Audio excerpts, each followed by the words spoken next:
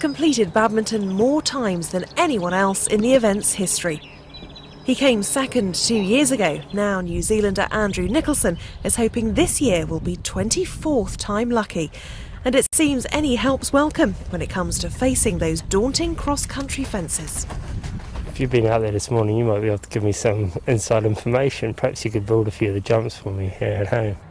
But this is all he'll get to see of them until he walks the course next week. And who can blame him for wanting some advance warning of what to expect? Well, if you thought the Grand National was the ultimate test of horse and rider, well then think again, because imagine this, you're galloping along at 25 miles an hour and this is what's lying in wait. It's 1.20 metre high, completely solid, and 2 metres wide.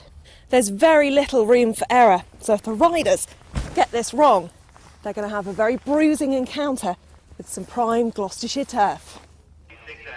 And for those looking for drama, this is an event that never disappoints. It draws riders and spectators from across the globe. More than 250,000 people pack the village of Badminton for the 4-day event every year. Thousands come to shop, others to watch equestrianism at its very best.